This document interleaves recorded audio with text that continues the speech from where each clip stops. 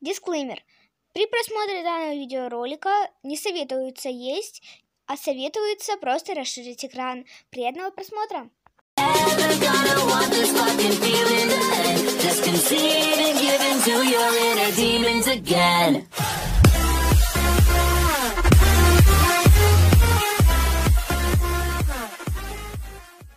Привет, ребята!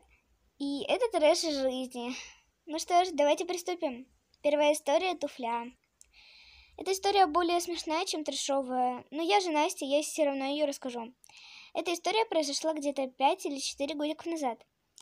И я такая деловая, сижу на полу и играю в куклы, и пытаюсь засунуть ногу куклы в туфлю.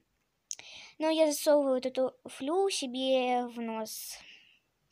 И мы с мамой поехали в травмпункт, и мне эту туфлю нормально вытащили. Но было капец как больно! Чуть не утонула. Эта история произошла где-то 1-2 года назад на Шамаре. Я туда поехала с мамой, дедом, дядей и всем коллективом дедушки. Я пошла через несколько часов в море с мамой. И меня там чуть не утопили.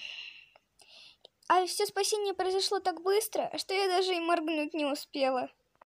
Железная карусель. Эта история произошла, когда мы с мамой поехали в Москву. И сразу перед домом у нас стояла детская площадка. И когда я с мамой пошла в магаз, я захотела там погулять. Я села на карусель и не удержалась за нее. В итоге, чуть не получив травму мозга или же сотрясение. Но, слава небесам, мои инстинкты сработали, и я быстро легла на снег. Поэтому я на эту карусель больше не пойду ни разу в жизни. И кто знает, что со мной на ней случится во второй раз. Ну а на этом все, мои дорогие друзья. Всем удачи и пока-пока!